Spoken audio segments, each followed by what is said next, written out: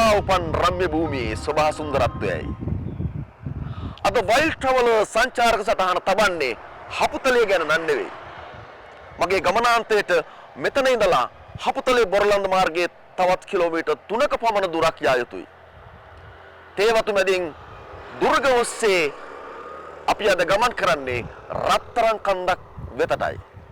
මොකක්ද මේ රත්තරන් කන්ද කියලා දැනගන්න, එහි සිරිය විඳ ගන්න එකතු වෙන්න වයිල්ඩ් ට්‍රැවලර් සමග.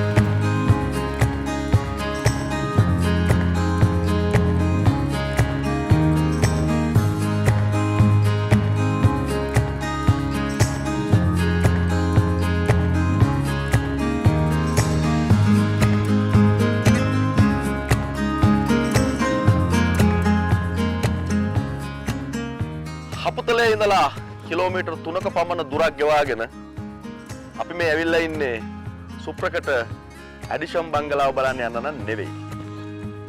හැබැයි හපුතලේට එන සංචාරකයන් මේ ඇඩිෂන් බංගලාව නොබලා නොයන තරමට සුප්‍රකට සංචාරක නවාතැන්පලක් වෙලා ඉවරයි. මම දැන් ඉන්නේ තංගමලේ අබේ භූමියේ.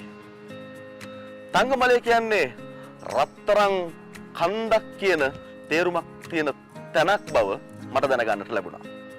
අපගේ සූදානම මේ රත්තරන් කන්ද මැදින් යක්ෂයාගේ ආසනය සොයාගෙන යන්නයි. ටිකක් විතර අමුතු සංචාරක අත්දැකීමක් නේද? මාත් එක්ක මේ තංගමලේ ගමනට අපගේ සුපුරුදු ගමන් සගයෝ දෙන්න එකතු වෙනවා. ඒ දෙන්න තමයි මේ ගමනේදී හමු වෙන දෑ පිළිබඳව විද්වත් මඟ පෙන්වීම සිද්ධ කරන්නේ. සියල්ල සූදානම්. එහෙනම් අවසරයි අරමන්න සංචාරේ.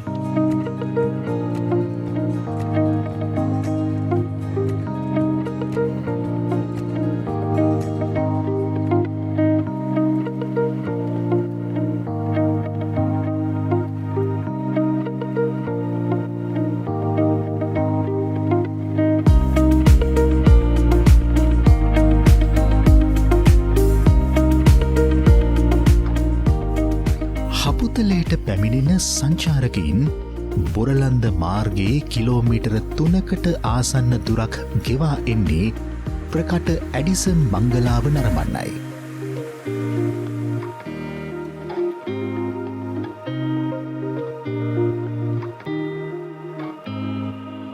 ඇඩිසන් බංගලාව දක්වා වැටී ඇති අතුරු මාර්ගය දිවෙන්නේ තංගමලේ අභයභූමිය මැතිනුයි. ඇඩිසම් වදන සංචාරකයන් අතරේ ප්‍රකට වුණාට එයට මායිම්ව පිහිටා ඇති තංගමලේ අභයභූමිය අවධානයෙන් පැහැරවන්නේ නොදැනුවත්වමයි. නමුත් තංගමලේ අභයභූමිය කියන්නේ ඇඩිසම් බංගලාව ඉදිවීමෙන් අනතුරුව ඒ ආරක්ෂාවද පෙරදැරිව ප්‍රකාශයට පත් කෙරුණු වනජීවී රක්ෂිතයක්.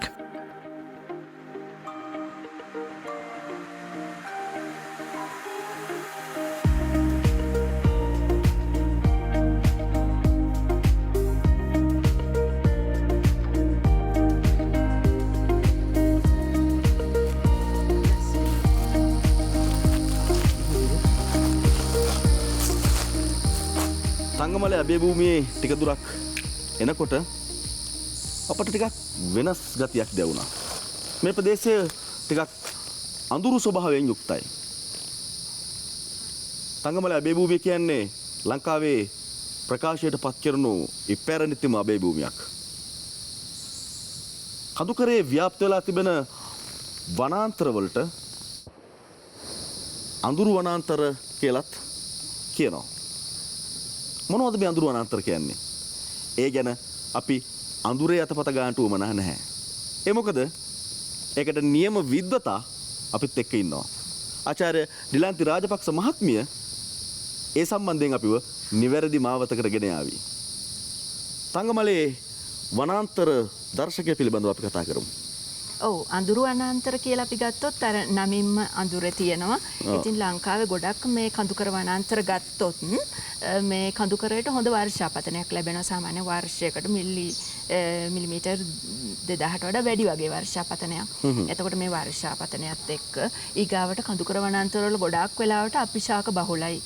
පර්ණාග බ්‍රයොෆයිට්ස් ලයිකන ඔය වගේ ඒවා තියෙනවා. එතකොට ඒවත් එක්ක ඊගාවට අධික මීදුමක් තියෙනවා. මේවත් එක්ක මේ කඳුකර වනාන්තර වලට වැටෙන සූර්යාලෝකයේ අඩුයි. ඒ හින්දා අර වනාන්තරය ඇතුලේ අඳුරු ස්වභාවයක් තමයි තියෙන්නේ. ඒකයි අපි මේ අඳුරු වනාන්තර කියලා කියන්නේ. ඊගාවට මේ තංගමලේ ගත්තොත් ලංකාවම වෘක්ෂලතා කලාප වලට බෙදෙනවා. එතකොට මේ හපුතලේ බදුල්ල ඒ හරියනේ සීමා වෙන තංගමලේ තියෙන්නේ. එතකොට මේ වෘක්ෂලතා කලාපයේ අයිති වෙන්නේ කඳුකර අතරමැදි වෘක්ෂලතා කලාපයට. ඊගාවට දැන් මේ තංගමලේ තියෙන වනාන්තර වර්ගය ගත්තොත් උපකඳුකර වනාන්තර නැත්නම් නිවර්තන උපකඳුකර වනාන්තර ඔය වගේ මේ පහතරට වර්ෂා වනාන්තරයි කඳුකර වනාන්තරයි වලට අතරමැදි ලක්ෂණ තමයි පෙන්වන්නේ. දැන් කඳුකර වනාන්තර ගත්තොත් අපි කඳුකර වනාන්තරයක කුරුශාක තියෙන ඊගාවට ගස්වල කඳන් ඇඹරිලා අතු ඇඹරිලා කොළ පුංචි වෙලා ඒ වගේ ලක්ෂණ මේ වනාන්තරය තුල එච්චර දකින්න ලැබෙන්නේ නැහැ. ඊගාවට මේ පහතරට වර්ෂා වනාන්තරයක් ගත්තොත් ඒකේ අර ස්තරි භවනයක් තියෙනවා, නේරු ස්තර තියෙනවා, ඊගාවට වියන් ස්තර, උපවියන් ස්තරය මේ කාශ්‍යාරෝක බහුලයි. ඒ වගේ මේකේ අර එච්චරම නේරු ශාක එහෙම දකින්න ලැබෙන්නේ නැහැ. මේක සාමාන්‍යයෙන් මේ තංගමලේ තියෙන මේ වනාන්තරයේ ගස් මීටර් 15ක් 20ක් පමණ උසින් යුක්ත වෙන්නේ. එතකොට මේ වියන් ස්තරය දඹ කීන මිහිරිය ඔය වගේ මේ ශාක වලින් සමන්විත වෙනවා. ඊගාවට උපවියන් ස්තරය. ඇත්තටම උපවියන් පඳුරු කියලා මේ විශේෂයෙන් අර කැපිපෙනෙන වෙනසක් නැහැ. එතකොට උපවියන් ස්තරය ගත්තොත් ඔය අංකෙන්ද කුරුඳු වර්ග කුරුඳු විශේෂ ඔය වගේ මේ ගස් වාර්තා වෙනවා. ඊගාවට පඳුරු ස්තරය ගත්තොත් බෝවිටියා වැරණිය ඔය වගේ මේ ශාක අපිට දකින්න ලැබෙනවා. ඊගාවට මේ පැලෑටි ගත්තොත් බිනර ඔය වගේ පැලෑටි තියෙනවා. ඊගාවට මේ වනාන්තරයට මේ අපි කියවනේ උපකඳුකර වනාන්තර කියලා. මේ වනාන්තර කෑල්ලට අමතරව තංගමලේ ඇත්තටම මේ අභයභූමියේ තියෙන පටියක් වගේ. එතකොට අර බෑවුම් එක්ක පතන බිම් වාර්තා වෙනවා. මේ පතන බිම් වල එතකොට අතරින් පතර මහරත්මල් තියෙනවා. ඊගාවට පොඩි පොඩි පැලෑටි වර්ග නගාමැරු අල ඔය වගේ බෞමික ඕකිඩ්ස් වර්ග ඔය වගේ ගොඩක් ඒවා මේ වාර්තා වෙනවා. ඒ වගේම තමයි කෘත්‍රිම වනවගත් ෆයිනස් වගේ මේ අපේ භූමිය ඇතුලේ තියෙනවා. තවත් බොහෝ දෑ මේ අපේ භූමිය ඇතුලේ අපට දැන කියා ගන්නට තියෙනවා. ඉතින් අපි අවිදන් යමු මේ රත්තරන් කඳ මැදි.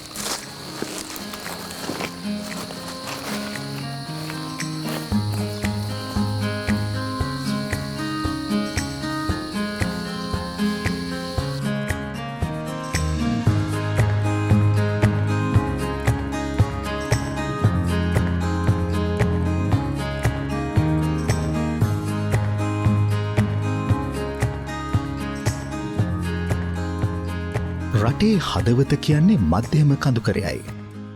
කඳුකරය තුළ ව්‍යාප්තව ඇති වනය ජෛව විවිධත්වයෙන් පොහොසත්.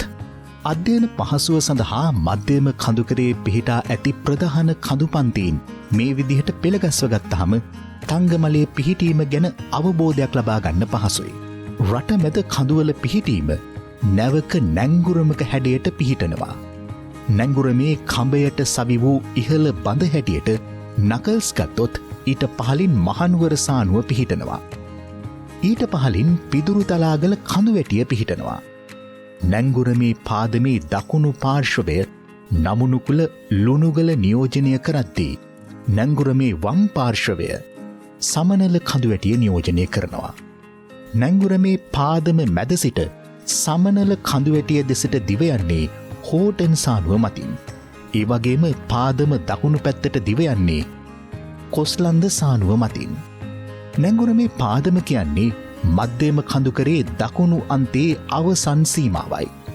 හපුතලේ කඳුවැටියේ එක් අන්තයකට වෙන්න පිහිටි කඳුහිසක් මත තංගමලේ කියන අක්කර 325කට ආසන්න හෙක්ටයාර 132ක අභය භූමිය පිහිටනවා.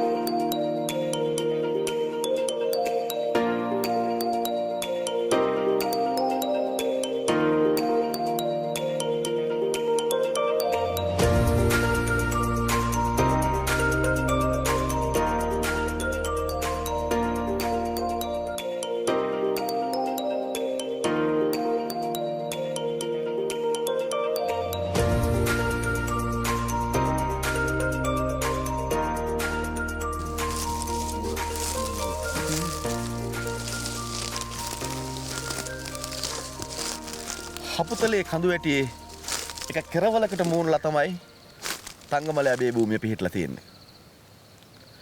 මේ භූමි භාගය තෙත් වියලි කියන ලක්ෂණ දෙකටම අතරමැද උප කඳුකර වනාන්තර ලක්ෂණ වලින් හෙබි භූමි භාගයක්.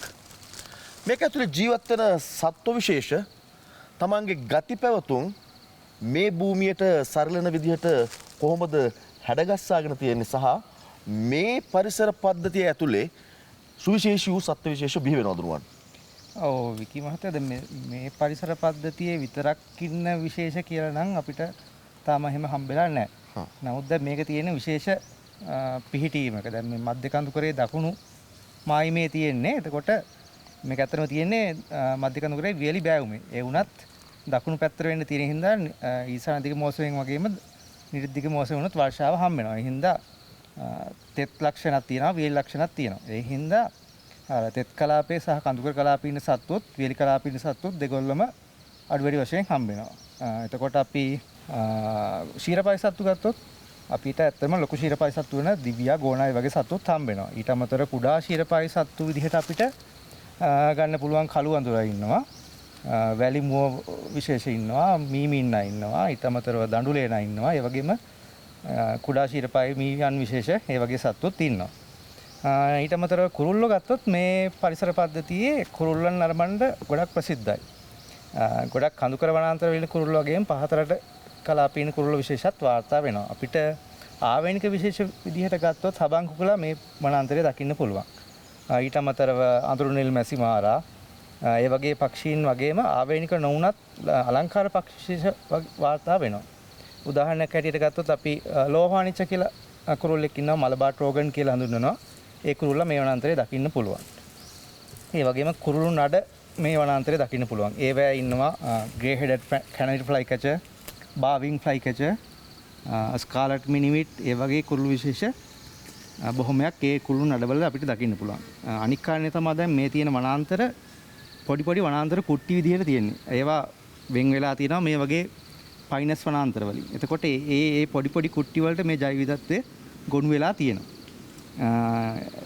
අපි අනික් සත්තු ගත්තොත් උභය ජීවීන් විශේෂ, ආවේනික විශේෂ, විශේෂයෙන් පඳුරු මැඩියන් විශේෂ මේ වනාන්තරයේ මේ පොඩි පරිසර පද්ධති වල දකින්න පුළුවන්. ඊට අමතරව උරග විශේෂ වාර්තා වෙනවා. මත්ස්‍යයින් විශේෂ ගත්තොත් තාම අපි අධ්‍යයනය කරලා නැහැ මත්ස්‍ය විශේෂ සම්බන්ධයෙන් මේ පරිසරයේ මත්ස්‍ය විශේෂ වල ජීවත් වෙන්න පුළුවන්. වතුර පාරවල් තියෙනවා. ඉතින් ඒ වගේ ඉහළ පරිසර පද්ධතියක විශාල ජෛව විවිධත්වයක් මේ වනාන්තරයේ තියෙනවා. මේක තුල තව සැඟවිච්ච බොහෝ දේ ඇති. නුදුරු දිනක ඒවත් අපිට අනාවරණය වෙයි. මේ සියලු දෑ ගැන කතා බහ කරමින් අපි යමු ඉස්සරහට.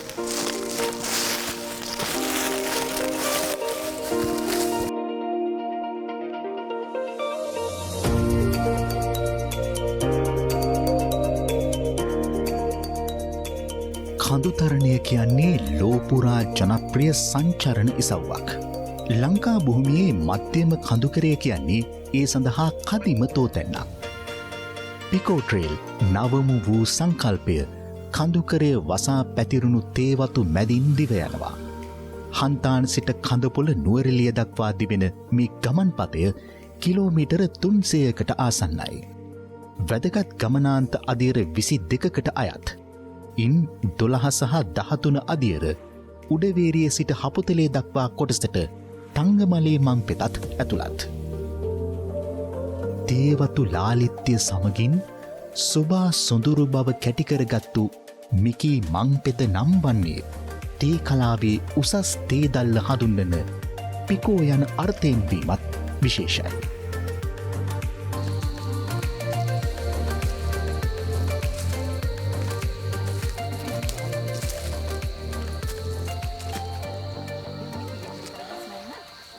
අපි මේ ගමන් කරමින් ඉන්නේ තංගමලේ අබේ භූමිය ඔස්සේ වැටී තිබෙන ස්වභාවික මං පෙතක් ඔස්සේ.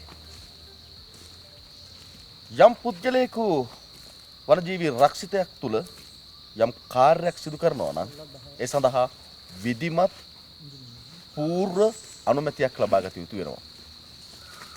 නිලන්ති මොකක්ද මේ ස්ථානයේ මේ සිද්ධ වෙන්නේ?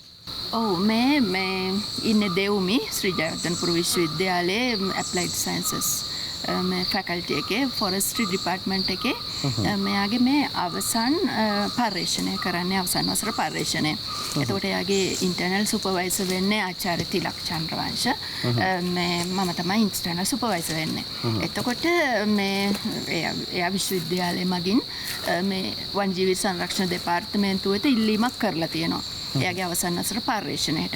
එතකොට දැන් මේ පර්යේෂණය කෙරෙන්නේ දෙපාර්තමේන්තුවේ පර්යේෂණ අනුමැතිය ඇතිව. එතකොට එයා කරන්න යන්නේ ඇත්තටම මේ තංගමලේ අබේ භූමිය ගත්තහම මේ දක්වා මේ වගේ ශාක සංයුක්තිය අධ්‍යයනය කරන පර්යේෂණයක් කරලා නැහැ. මේ තංගමලේ අබේ භූමිය පර්යේෂණ වලට තෝතැන්නක්. ගොඩක් මේ ඇත්තටම මේ වනාන්තරයේ ගොඩක් විශේෂ විවිධත්වය අධිකයි. එහෙම එතකොට ඊගාවට දුර්ලභ ආවේනික ශාක වාර්තා වෙන්නේ. එතකොට ඇත්තටම අපි මේ වගේ පර්යේෂණ මේ කරන්න ඕනි. ඒ හින්දා තමයි දෙව්මිට මේ පර්යේෂණය බාර දුන්නේ. එතකොට ඒක දියා කරන්නේ අබේ භූමියේ ශාක සංයුතිය. ඇත්තටම ශාක සංයුතිය හොයනකොට අපිට මුළු අබේ භූමියේම ශාක අධ්‍යයනය කරන්නත් පුළුවන්. එහෙම නැත්නම් මේ යම් තෝරාගත්ත ස්ථාන. තෝරගත්ත ප්ලොට්ස් දාලා කරන්න පුළුවන්. ඉතින් දැන් මේකේ අබ්බේ භූමියම කරනකොට ඒක ගොඩක් මුදල් වියදම් වෙන, කාලේ වැය වෙන එහෙම වැඩක් නේ. බැරෑරුම් කාර්යයක්. ඔව් බැරෑරුම් කාර්යයක් නේ. හින්දා දෙව්මි තෝරගෙන තියෙන්නේ ප්ලොට්ස් දාන්න මීටර් 100 මීටර් 2 ප්ලොට්ස් දාලා මේ වගේ වැඩක් තමයි මෙතන කරන්නේ. එයා දැන් ටේප් එක දාගෙන මීටර් 100ක් ඊට පස්සේ අර මීටරේ පමණ අර කෝටු කෑල්ල අරගෙන එයා මේ දෙපැත්තට මීටර් 2 අරගෙන ඒ අයිතිවන ගස් සියල්ල මේ සටහන් කරගන්නවා. ඒ ස්පීෂිස් සියල්ල. එතකොට ඒ ගස් සියල්ල සටහන් කරගන්න ගමන් ඒ ප්ලොට් එකේ තියෙන DBH ගන්නවා. ඒ කියන්නේ මේ diameter breast height. ඒ පපු මට්ටමේ උස. ඒවා අරගෙන ඉතින් මේ වගේ ප්ලොට්ස් ගණනාවක් කරන්න ඕනි මේ අධ්‍යයනයේදී. එතකොට මේ අධ්‍යයනයේදී අපිට මේ පුළුවන් මේකේ ශාක සංයුතිය මොනවද ආවේනික ශාක මොනවද දුර්ලභ ශාක ඒ වගේ විශාල තොරතුරු ප්‍රමාණයක් වාර්තා කරගන්න පුළුවන්. වර්ගීකරණ දත්ත අනුව අන්තිමට ඉන්වෙන්ටරි එක ප්ලාන්ට් ඉන්වෙන්ටරි එක මුළු හොඳ ලයිස්තුවක් හදනවා ඒ ශාක කුල ඒ වගේ වර්ගීකරණ දත්ත එක්ක. ඒ වගේ තමයි දැන් මේ වගේ මේ ප්ලොට්ස් ගණනාවක් කරනවා. ඒ කරලා ඒ දත්ත විශ්ලේෂණය කරාම අපිට දැන් බැලුව බැලමට මේකේ තියෙන ප්‍රමුඛ ශාක විශේෂය මොකක්ද කියලා කියන්න බෑනේ නේද?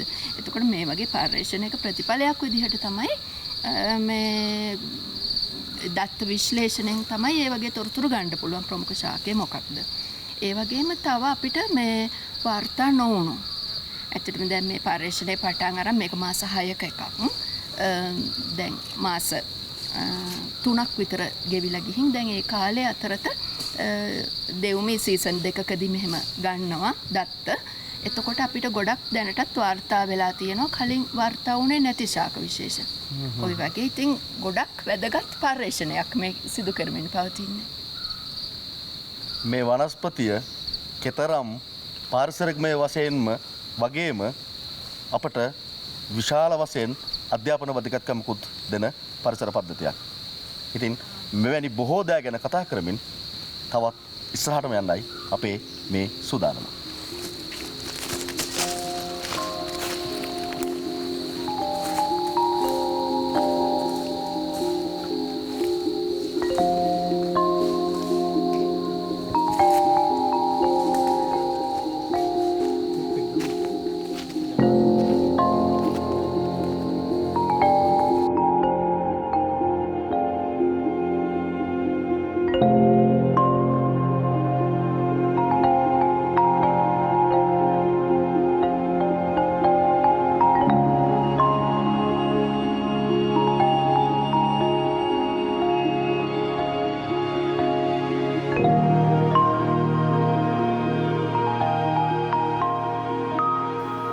ශ්‍රී ලාංකේය භූමියෙන් ප්‍රතිශතයක් ලෙස 12%කට ආසන්න වපසිරයක ව්‍යාප්තව ඇති වනජීවී රක්ෂිත ජාලය සංඛ්‍යාත්මකව නම් 100කට නොඅඩුයි.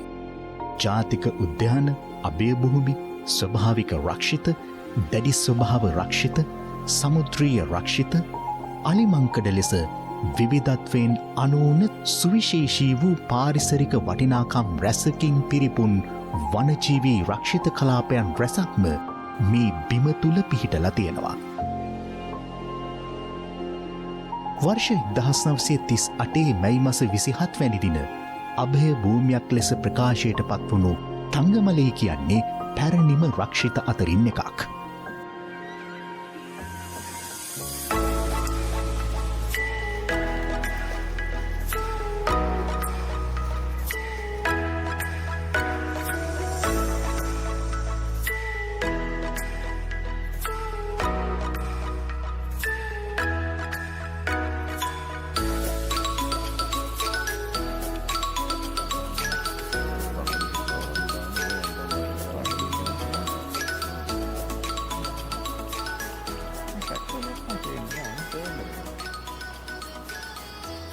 පේනවනේ බැලූ හැම තැනම උස් කඳු වැටි පහත් බෑවුම් වලින් වෙන්න පිහිට ඇති උස් භූමිය. අපේ රටේ අනන්‍යතා රැසක්ම රැඳුණු බිම යටත් විජිත සමයේත් බොහෝ දෙනාගේ අවධානයට ලක්වුණු මේ ප්‍රදේශය. ඒකට අදටත් ජීවමාන සාක්ෂි අපේ ඇස් ඉදිරිපිටම තියෙනවා. අපි මේ ගමන් කරන අශ්ව අඩි මාර්ගයත් ඒකට කදිම උදාහරණයක්. මන් වන්ගෙන් මෙහෙම අහන්නම්. යටත් විජිත පාලනය සමය එතකොට ඔවුන්ගේ ආර්ථික භාවිතය සහ සංරක්ෂණය පිළිබඳව මොන වගේ හැදෑරීමක් දුනුවන්ට තියෙන්නේ? ඔව් මහත්තයා දැන් ඉස්සල්ලාම අපේ බිතාන ජාතික ලංකාවට ආවට පස්සේ ඒගොල්ලෝ මේ ලංකාවෙත් මොනවද වාගා කරන්න පුළුවන් ඒගොල්ලන්ට ගෙනියන්න පුළුවන් කියලා ඒගොල්ලෝ හොයලා බලුවා. ඉස්සල්ලාම ඒගොල්ලන්ට හොයාගන්න පුළුවන් ඒගොල්ලෝ කෝපි වගා කරා. හැබැයි කෝපි වගාව දිලීර රෝගයක් ඉඳන් විනාශ වුණා සම්පූර්ණයෙන්ම. ඊට පස්සේ මේ කඳුකර භූමි වල ඒගොල්ලෝ තේ වගා කරන්න පටන් ගත්තා. තේ වගාව දිගටම ඒක සාර්ථකව කරගෙන යන්න පුළුවන් වුණා. ඒකෙදි ගොඩක් මේ වගේ කඳුකර භූමි එලි කරලා වනාන්තර එලි කරලා තේ වගාව පටන් ගත්තා. හැබැයි ටික කාලයක් යද්දි බිතාන ජාතිකයන්ට තේරුණා මේක දිගටම වනාන්තර ටික සම්පූර්ණයෙන් ඉවර වුණොත් මේ ජල පෝෂක ප්‍රදේශෙ හිඳිලා ලොකු පරිසර ප්‍රශ්නයක් ඇති වෙනවා කියලා. ඒ නිසා ඒගොල්ලෝ 1935 දී පනතක් මගින් මේ අඩි 5000ට උස වනාන්තර ප්‍රදේශ එලි කිරීම තහනම් කරා. තවදුරටත් 1937 දී වනසත්ව හා වෘක්ෂලතා පනත මගින් මේ ප්‍රදේශ ආරක්ෂිත ප්‍රදේශ විදිහට නම් කරා. ඒ වගේ නම් කරපු පළමු අභයභූමියක් විදිහට මේ අපේ ඉන්න තංගමල අභයභූමිය ගන්න පුළුවන්. හැබැයි ඉතින් මේ තේවගාවට වනාන්තර කලින් විනාශ කරපු නිසා ගොඩක් සත්ව විශේෂ කඳුකරේ වාසය කරන වඳ වෙලා ගිහිල්ලා තියෙනවා. විශේෂයෙන්ම උභයජීවී විශේෂයෙන්ම විශාල සංඛ්‍යාවක් දැනටමත් වඳ වෙලා ගිහිල්ලා තියෙනවා. ඉතින් මේ වනාන්තර ටිකේ ඔය කඳුකර ජෛව විවිධත්වය සුරකිලා තියෙනවා. බොහොම අල්ප ප්‍රමාණයක් තමයි දැනට ලංකාවේ තියෙන්නේ. මේ රත්තරන් කන්ද ඔස්සේ යක්ෂයාගේ ආසනය හොයාගෙන යන ගමන ටිකක් වෙනස් විදිහේ අත්දැකීමක්. තව බොහෝ දෑ තියෙනවා කතා කරන්න.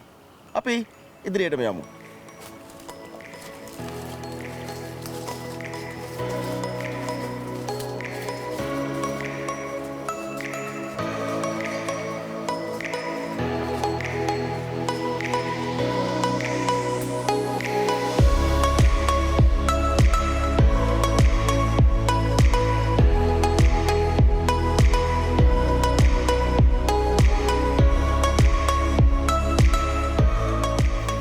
ශ්‍රී ලාංකයේ සුභහ සුන්දරත්වයේ කැඩපත් බඳු වනජීවී රක්ෂිත ජාලය තෙත් වියලි අතරමැදි ශුෂ්ක සහ රටවටා සමුදුරු තීරයේ නියෝජනයන් සහිතව පැවැත්ම තහවුරු කරගෙනයි සිටින්නේ.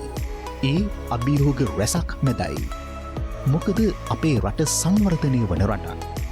සයුරින් වටවුණු වර්ග කිලෝමීටර 65,500කට ආසන්න දූපතේ භූමිය සීමිත වුණාට මානව අවශ්‍යතා අසීමිත නිසා සුභා සම්පත් භාවිතයට ඇත්තේ වැඩි නැඹුරුතාවක්.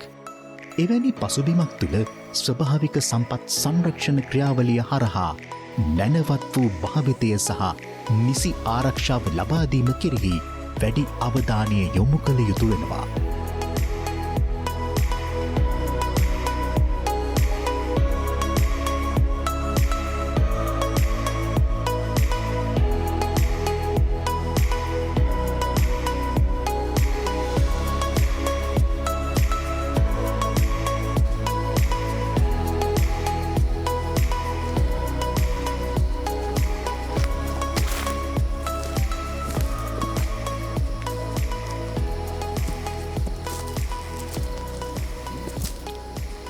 අපි මේ ඉන්නේ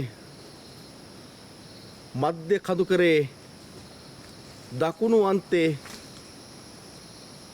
අවසන් කඳු බෑවුමේ පිහිටි වනජීවී රක්ෂිතයක් තුලයි. තංගමලේ වනපෙත මැදින් ඇවිදගෙන යනකොට බොහොම අපූරු තැන් අපට දකින්ට ලැබෙනවා.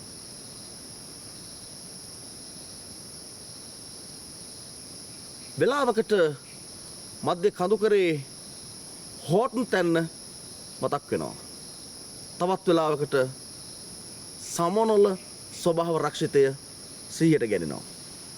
මේ කැලෑවල යම් සමාන හුරුපුරුදු ගතියක් මට දැනෙනවා. මං හරිද වැරදිද? එහෙම නැත්නම් මේ සමානකම් වලට බලපාන හේතු සාධක මොනවද?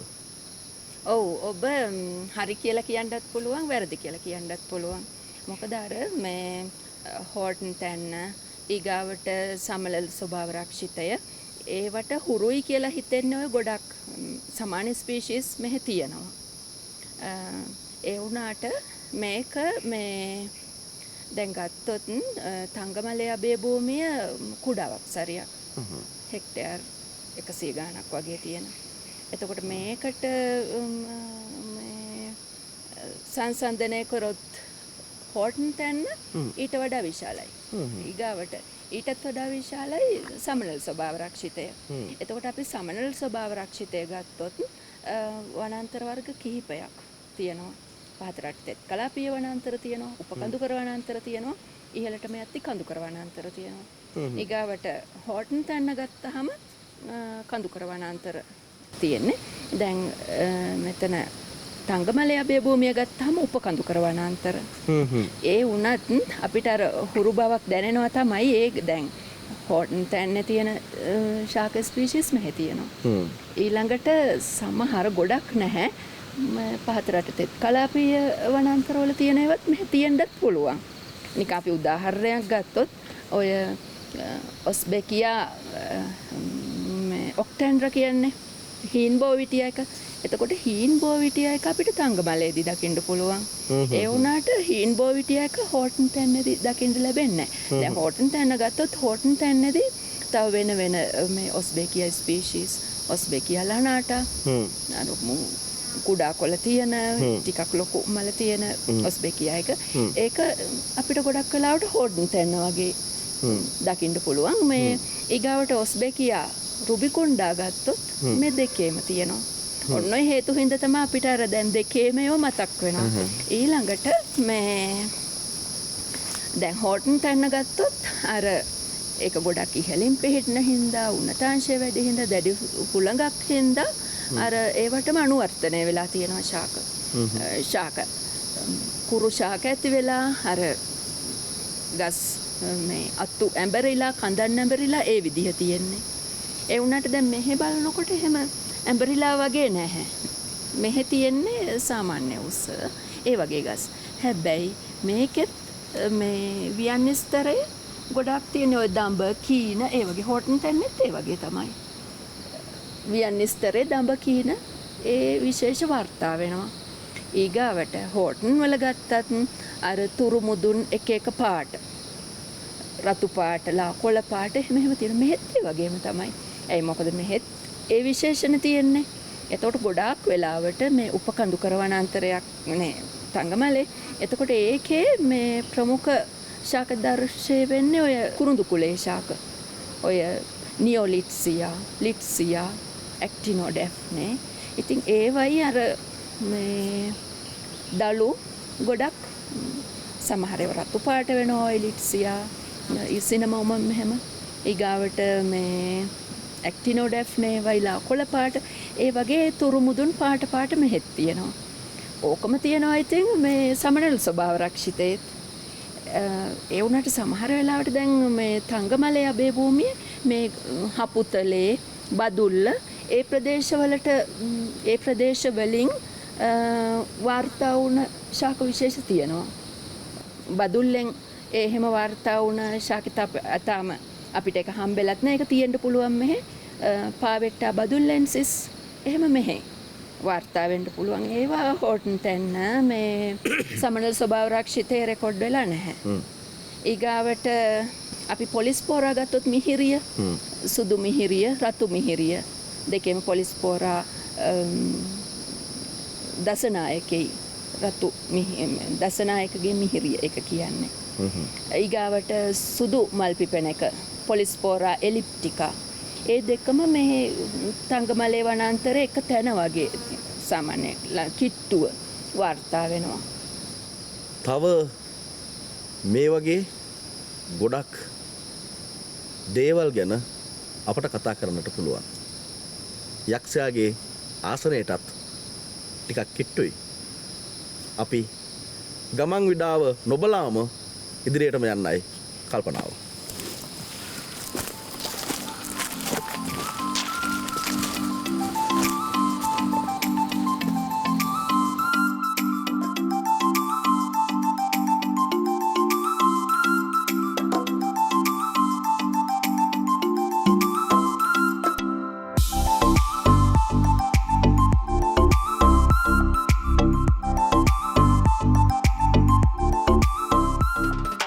තංගමලී කාර්යාලයේ දන් අභය භූමිය දිගේ ඉදිරියට දිවෙන මංපෙත දර්ශනීය වූ භූගෝලීය ලක්ෂණ සහිත බිම් කඩක් කරහා යක්ෂයාගේ ආසනය වෙත දිව යනවා.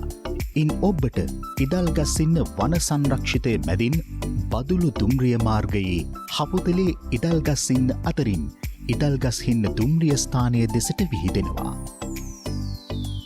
අපි ගමන් කරන මේ මංපෙත අතීතයේ හඳුන්වල තියෙන්නේ අශ්ව අඩිපාර කියන ප්‍රකට නමිනුයි. යටත් විජිත යුගයේ දක්වාම ඒ අතීතය දිව යනවා. අපේ ගමනේ ආරම්භයේ ඉඳලා කිලෝමීටර් 4ක විතර දුරක් පහු කරගෙන අපි මේ ස්ථානයට ඇවිල්ලා ඉන්නේ. යක්ෂයාගේ ආසනය පේන මානේ තමයි අපි මේ ඉන්නේ. මේක හුලං කපොල්ලක්. ඒ වගේම පතම් භූමියක්. සමනල්ලු විශේෂ බොහොමයක් මේ අවට සැරිසරනවා අපට දැක බලා ගන්නට පුළුවන්. හුලං කපොල්ලක් වෙලත් මේ ස්ථානයේ මෙතරම් සමනල්ලු විශේෂ ප්‍රමාණයක් දැක් ගන්නට පුළුවන් වෙන්නේ ඇයි නුවන්? ඔව් මෙතන සමනල්ලුන්ගේ විවිධත්වය වැඩි වෙන්න හේතුවක් තමයි මෙතන තියෙන භූ විෂමතාවය. ඒ අතරම අපි දැන් ඉන්නේ මධ්‍යම කතුකරේ බෑවුමකනේ මේ කෙළවරකනේ. මෙතන ඉඳන් පල්ලෙහාට තියෙන ශීඝ්‍ර බෑවුමක්. ඒ කියන්නේ අපි පල්ලෙහා බැලුවොත් අපි දැන් ඉන්න උස මුහුදු මට්ටමේ ඉඳලා මීටර් 1600ක් වගේ තියෙනවා. ඔව්. ඒක පල්ලෙහා පේන්නේ මීටර් 1000ක් විතර උස ප්‍රදේශයක්. ඒකට මේ දෙක අතර පොඩි දුරක ලොකු විශාල පරතරයක් තියෙනවා. ඉතින් ඒ පහළ තියෙන පරිසර කලාපය වෙනස්. ගොඩක් වෙලාවට අතරමැදි කලාප වනාන්තර, වියලි කලාප වනාන්තර වගේ තියෙන තමයි පහත ප්‍රදේශයේ තියෙන්නේ. මේ හරිය තියෙන කඳුකර වනාන්තර. එතකොට මේ දෙක අතර ඉන්න සමනල් විශේෂ දෙවර්ගෙම මේ ප්‍රදේශය දගන්න පුළුවන්. අනිත් එක තමයි මෙතන පතම් භූමියක් ඉඳන් මේ පතනේ විතරක් සුවිශේෂී වාසය කරන සමනල් විශේෂයක් තියෙනවා. උදාහරණයකට ගත්තොත් ලංකාවට ආවේනික ශ්‍රී ලංකන් හෙඩ්ජොපර් කියන සමනල මේ පතනේ බහුලව දකින්න පුළුවන්. ඊට අමතරව පොඩි පොඩි නිල් පාට සමනලු පියාඹනවා ඔයාලා දකින්න ඇති. ඒ ලයිසනිඩේ කියන කුලයට අයිති සමනලු. සමනල්ලු ගැන කතා කරනකොට තව එකක් කියන්න ඕනේ පල්ලෙහා තියෙන හල්දුම් මුල්ල ටවුමේ ඉස්සර සුදු ජාතිකයෙක් ඉඳලා තියෙනවා W. ඕමිස්ටන් කියලා. ඒ කියන්නේ 1920 ගණන් වල. එයා මේ තේවත්තක වැවිලිකරුවෙක් විදිහට තමයි හිටියේ.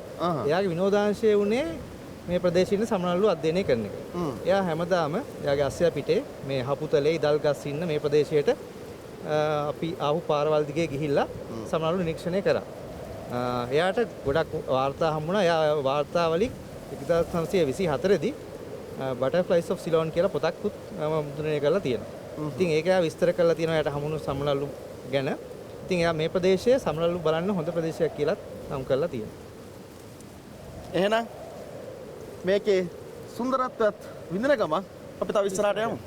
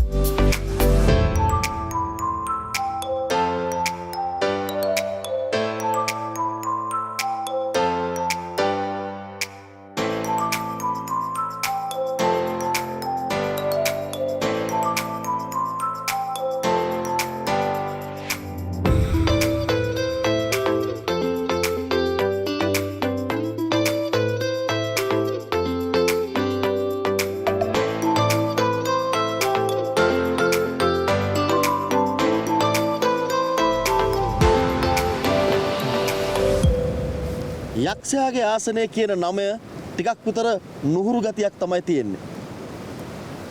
යක්ෂයත් එක්ක බැඳුණු ස්ථාන කිහිපයක් මේ ප්‍රදේශයේ ආශ්‍රිතව අපිට හමු වෙනව නේද නුවන්? ඔව් මෙතන මේ ඉදල්ගස්කින කඳු වැටින් එහා පැත්තේ හෝන් තැන්න තියෙනවා. හෝන් තැන්න ඉඳලා උඩවේරිය වත්ත හරහා බබර කන්දැල්ල හරහා කළු පහන්ට එන්න පාරක් තියෙනවා. ඒ පාරට කියනවා යක්ෂයාගේ පඩිපෙළ කියලා. ඒ වගේම මේකට ආයි කියනවා යක්ෂයාගේ ඉනිවා කියලාත් කියනවා. එතකොට මේ ස්ථානයට යක්ෂයාගේ නම සම්බන්ධ වෙන්න ඇත්තේ ඇයි නිලන්ති? ඔව් මේ වචන භාවිතයට ගැනෙන්නේ යටත්විජිත යුගයත් එක්ක. එතකොට සුදු ජාතිකයෝ ඒගොල්ලන්ගේ අර වැවිලි කර්මාන්තය හරහා මේ මං ඔස්සේ මේ දුෂ්කර මං ඔස්සේ ගමන් කරමින් මේ පෙදෙස ඒගොල්ලන්ට නිතර ආගිය තැන් බවට පත් වුණා. ඒත් මේ තැන් ඒගොල්ලෝ ඒ දුෂ්කර ගමන් මාර්ග දුෂ්කර වුණාට සෝභා සෞන්දර්යය හරි සෝභා සෞන්දර්යය විඳින්න එහෙම යනවා. ඒත් මේ වගේ තැන් වලට ළඟා වෙන්න ටිකක් අසීරුයි. ඒ අසීරුතාවය මේ දන්වන්න තමයි ඒගොල්ලෝ මේ යක්ෂයාගේ නම් ආරූඪ කරගන්න ඇත්තේ. මේ පටබඳින්න ඇත්තේ භාවිත කරන්න ඇත්තේ.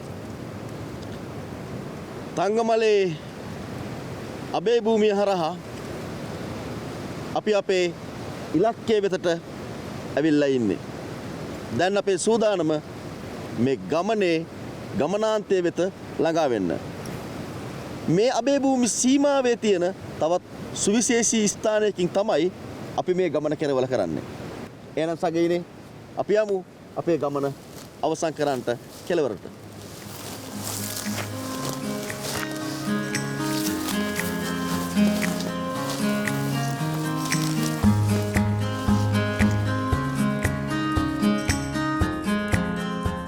අතීතයේ පැවති ආර්ථිකමය වූ වටිනාකම් තුළ පමණක් රත්රන් හා සමය වූ අගය ලඝු කිරීම ප්‍රමාණවත්ද.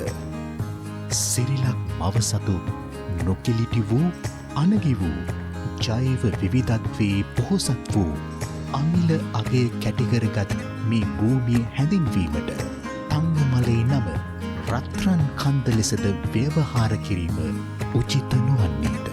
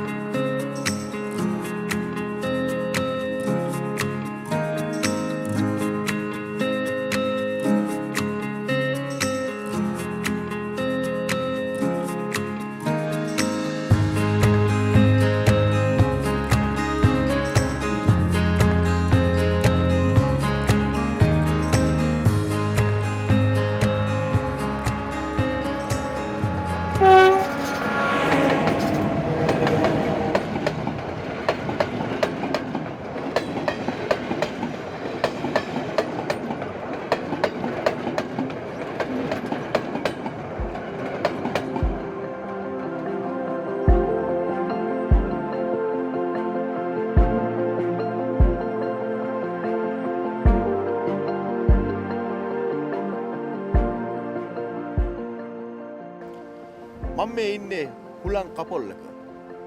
මේ හුලඟට ගස්වල අතුවල කොළ හැලිලා යනවා. නග්න වූ අතු අහසට එසවෙන්නේ හරියට ඉදල් වගේ. ඉදල් ගස් හින්න. මම දැන් ඉන්නේ ඉදල් ගස් හින්න දොම්බ්‍රිය නැවතුම් පොලේ.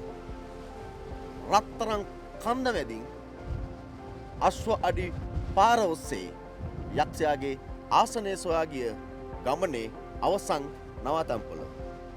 මෙය තාවකාලික නැවතුම් පොලක් පමණයි. වයිල්ඩ් ට්‍රැවලර් මෙවන් නැවුම් අත්දැකීමක් සමග නැවතත් එකතු වෙමු.